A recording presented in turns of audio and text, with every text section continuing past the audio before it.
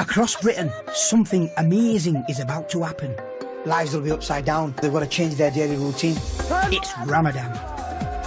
The majority of Brits might not even notice, but for Muslims, it's massive. Who's going to fast? Me. For the next month, millions of us will fast from dawn till dusk. We have to abstain from eating, drinking, if people smoke, smoking, swearing. We can't have sex during the day. My name's Rashid Khan. I'm a Muslim from Bradford.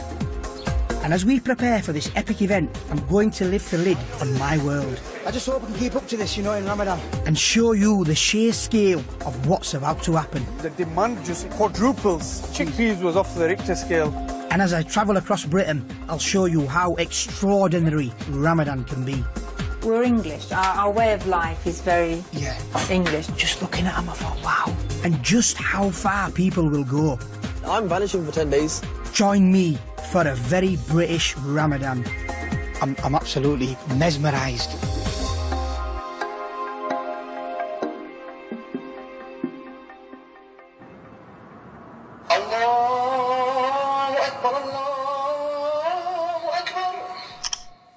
Approximately 3 million Muslims, just like me, will be waking up in the middle of the night for the next 30 days, and our lives will be all over the place. Ramadan is the holiest month for Muslims. It doesn't fall at a fixed time, but moves every year. This year, it's going to be one of the toughest British Ramadans ever. It's in the summertime, which the days are very long and the nights is very short. So the fast is going to last for approximately 18 hours. So it's going to be a tough one.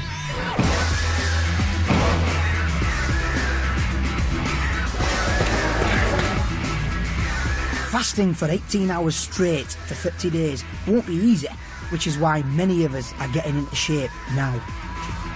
My training is really important to me. Something I've been doing for a number of years. Spiritually gives me a boost, physically gives me a boost, and it's something I want to sort of keep in routine. I'll have to do my usual workout without a single drop of water for 18 hours. Well, I just hope I can keep up to this, you know, in Ramadan. Because obviously I'm going to be, I'm thirsty now. You know, no pain, no gain. Ramadan's going to be so hard this year. You know, my mates Sidat and Jamal have come up with a plan to get through the month. Just a pause. Mashallah, look at that. Wow. So what about Ramadan? Looking forward to it? Are you thinking, oh no, I've got to stop training? It's going to be hard though. Us to be coming like 6 days a week now. Because you know what, I make sure I keep like all the muscle I've gained for the past 4 months. Are you getting stronger? Yeah. Prior to Ramadan, you're going to pump up big time? Yeah. Big style, yeah? Hopefully. Yeah? You can't walk out of them doors, you've got to walk sideways? Yeah. So you're still going to come to the gym? Yeah. I'm looking to come like midnight time after prayer. It's going to be like a lot of people coming after prayer. So it's going to be packed. These guys will be queuing around the block. Lives will be upside down. You know, they've got to change their daily routine from a normal daily life. In Ramadan, we'll have to rearrange our lives around fasting and praying. Most Muslims will worship 5 times a day in special prayer rooms set up in shops, offices, and even gyms.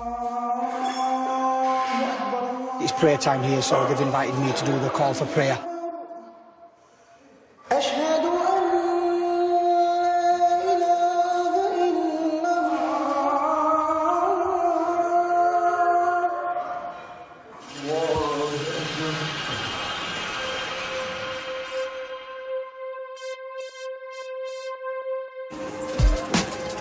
You wouldn't believe the chaos Ramadan causes.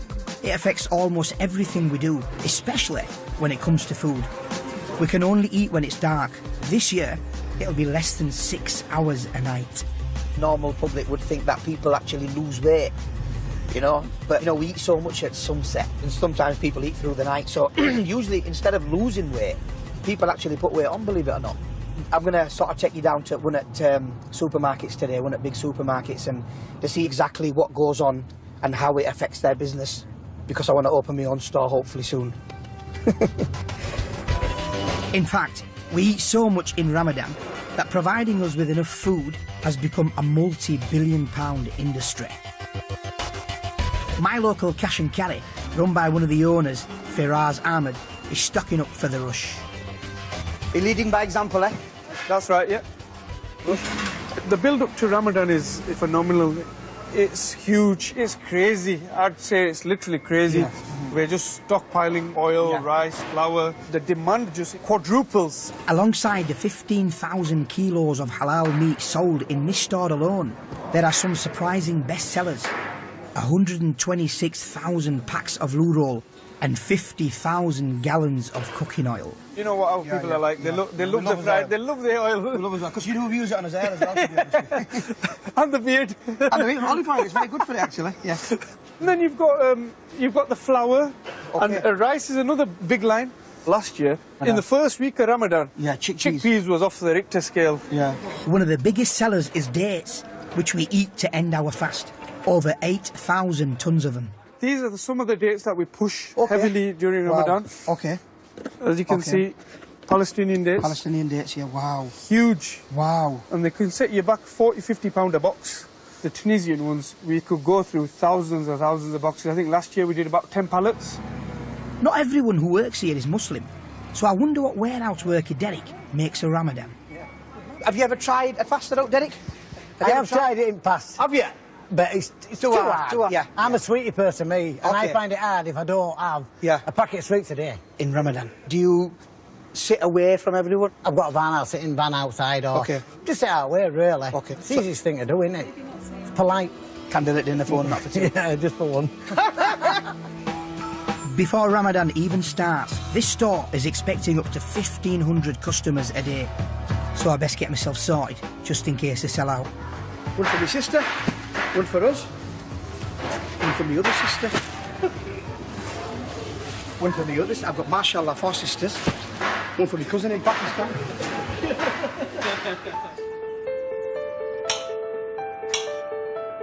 My sisters are coming over, and nephews and nieces, and we're going to do some prepping. So I'll be having a little taster. I'm the chief taster. Most Muslim families across Britain will get together in Ramadan to end our daily fast with a ritual meal called iftar.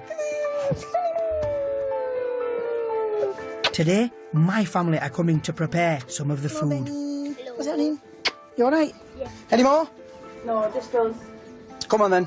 Following you today. Oh, yeah. Mashallah. God help us. Come on then. This is my sister, Abda, my eldest sister. She likes to be called Baji. This is Sajda, and this is Shazia, my youngest, probably the most favourite. So start with the potatoes first. Let me do the odd jobs. Okay, pretend you've hired me. Small though, okay, really, really small. Okay, tiny, yeah?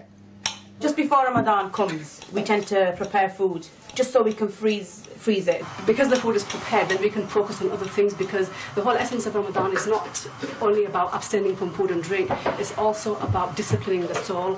It's a time when Muslims actually need to focus on refining the character.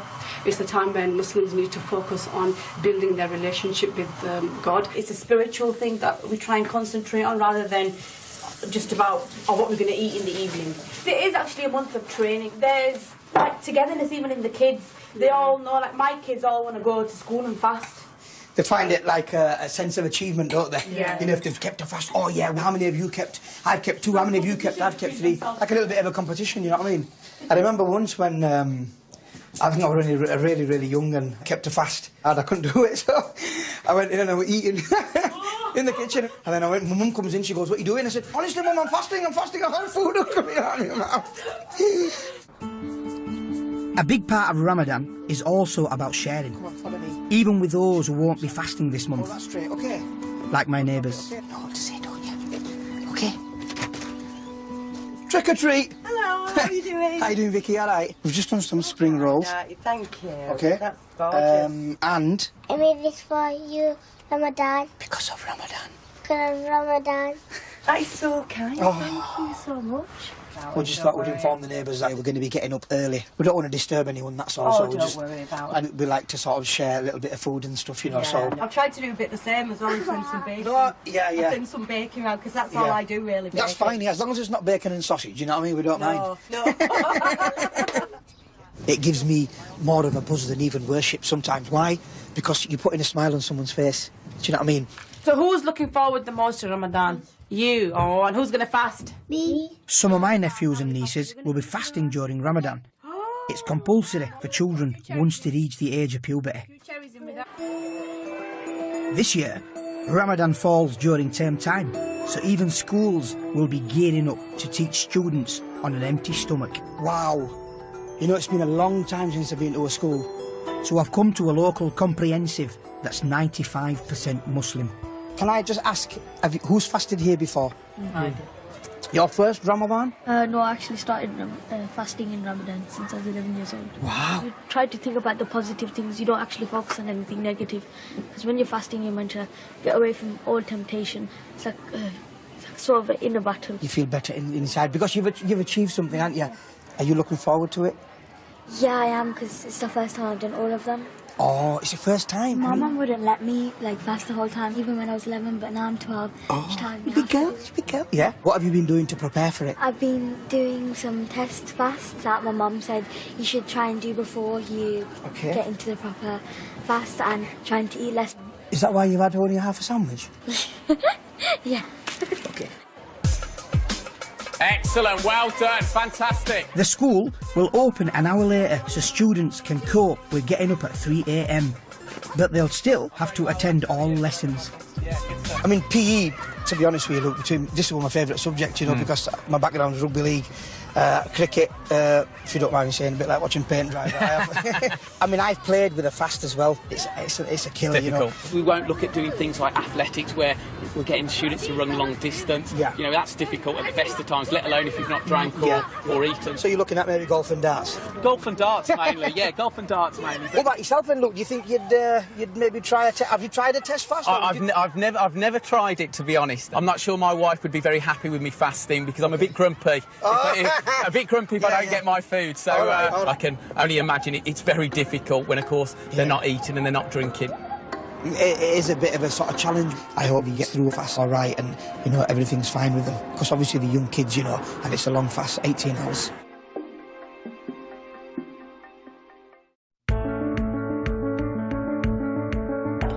It's not just my neighbourhood that's getting ready for Ramadan. I want to see how others prepare around the country. So I've left Yorkshire behind and come down south. Oh, sorry, mate. Sorry. Ramadan's not just about fasting and praying. A big form of it is charity. Many people do weird and wonderful things, you know, to raise funds for charity. And I've come to see some chaps who are actually I want to see how they're revving up in preparation for that.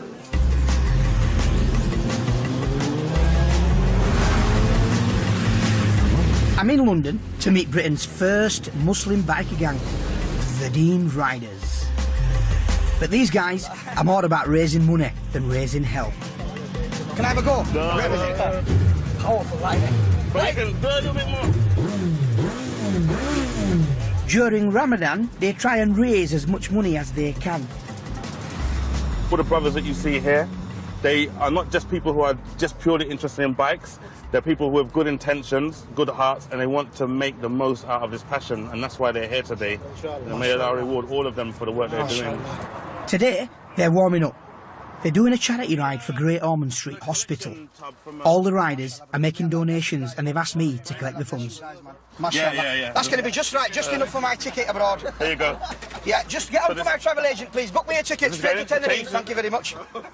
As Muslims, we believe that for every good deed we do, we receive rewards not only in this life, but the life after.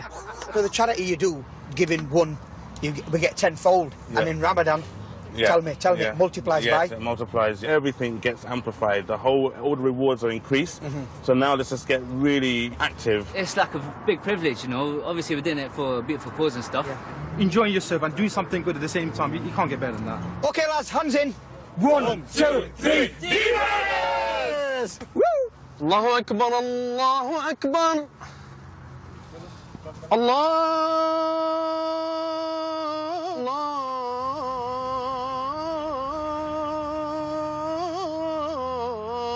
Akbar.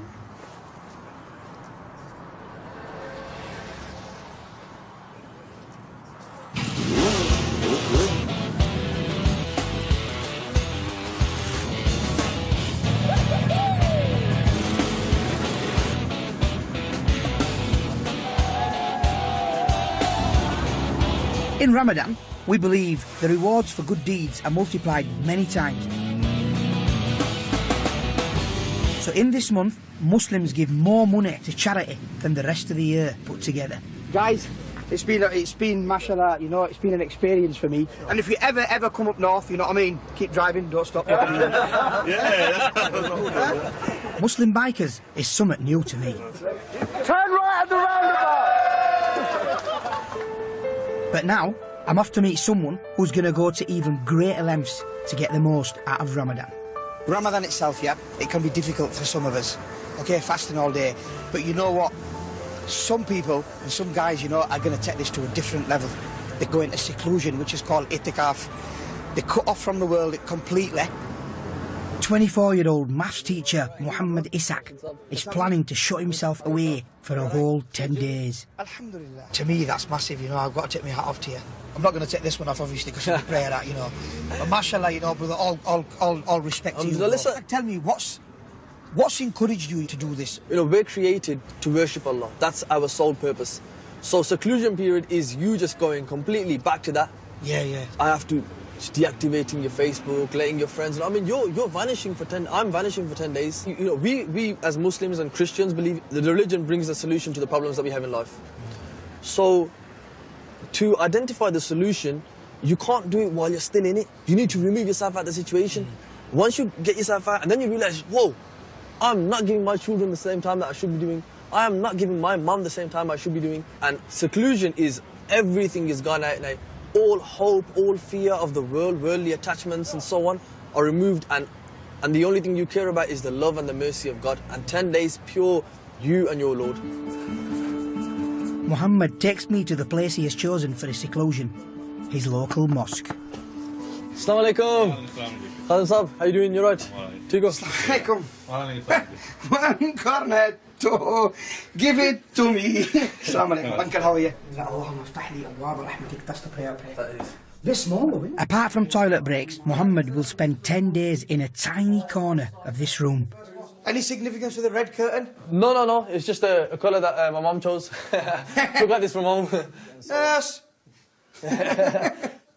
And this is the, you know, sort of seclusion area. So generally, you know, you're here, you're reading your Quran, whatever it is that you're doing. And, you know, imagine 10 days just within this area. Tell me, are you looking forward to the 10 days? I'm really excited. Just want to get stuck in and really just make the most of such a blessed experience. I've already discovered there is more to Ramadan than I ever imagined. But it's not just people from a Pakistani or Asian background like me who will be celebrating this month.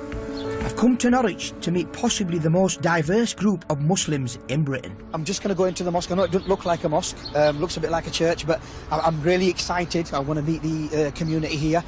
Oh, how are you guys? Welcome. How's things? Very well. My name is Rashid. My name is Abdul Samad. I'm one of the imams, one of 3 imams. Wow. Usually you see the imams, if you don't mind me saying, with due respect, with the long jubbar, and mashallah, the alhamdulillah. Well, I will have that for the prayer. All right. I'll wear that for the prayer. I'll put it on and then take it back off. All right, what? Mashallah. When did you become Muslim? 1973. Obviously, you're very diverse, all Muslim. How did you come about? Yeah, the 60s produced things like flower power and the hippies. Yeah, right. And I wouldn't say that we were part of that, but our society was in trouble. There was that move where people were looking for something different. Yeah. You know what's coming ahead of us in the next few weeks? Ramadan. Huh? Ramadan. Are we looking forward to it? Yeah. Really no food, no drink. It's the time where everybody gets together, every iftar in the mosque. It's here. All right. We have a big soup kitchen. Wow. We serve anybody that comes in the door, Muslim, not Muslim. Yeah. And we're painting the mosque ready for Ramadan. Yeah. All right. Giving it a fresh look. Wow. Yeah. Wow.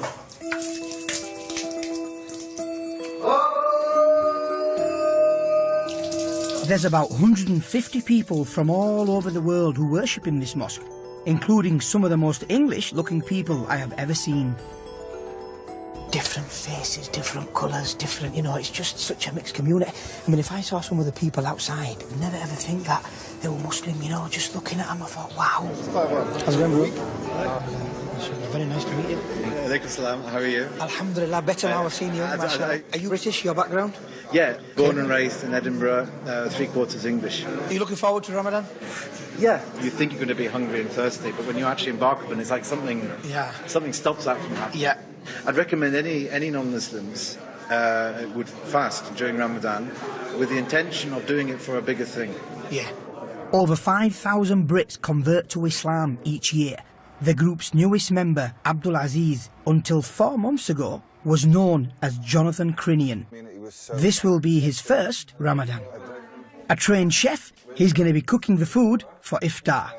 Let's see what you can do with the butternut squash. What's one of them? Looks like a mango. Yeah, it does. So, Abdul Aziz, how are you feeling about your first Ramadan? Something I'm really looking forward to, spending a lot of time with the community. I've been told by everyone how everybody comes together during Ramadan. Yeah.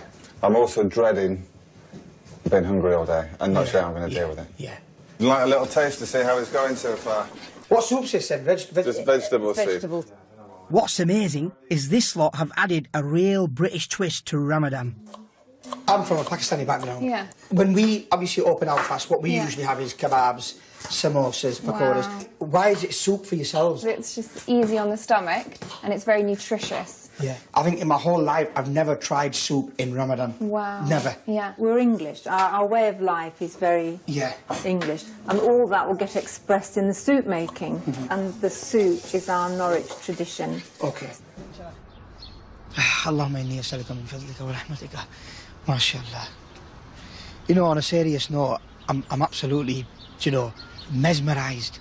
Different cultures, different backgrounds, different nationalities, all in one place, I'm from a Pakistani background.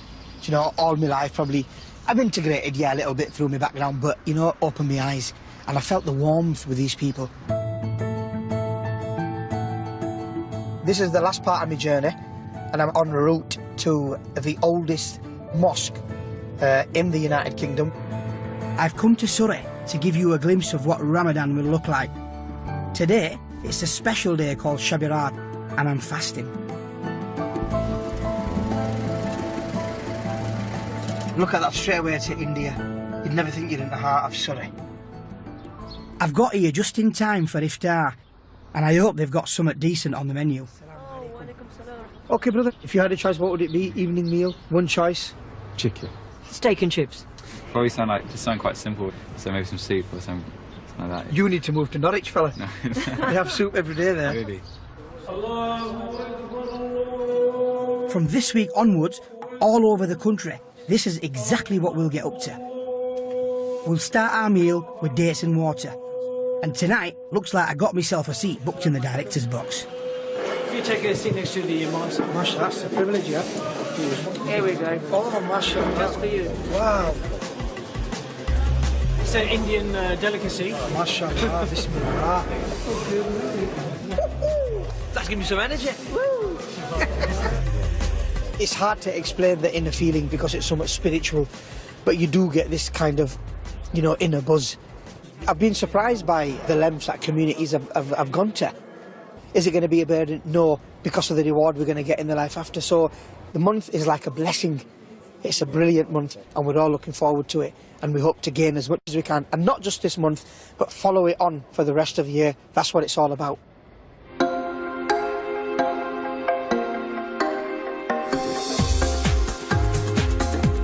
And if you want to find out more about the Ramadan season, head online to channel4.com/Ramadan. And later over on More 4, the award-winning filmmaker Anthony Thomas attempts to demystify Islam's holiest book, the Quran, at 12:10.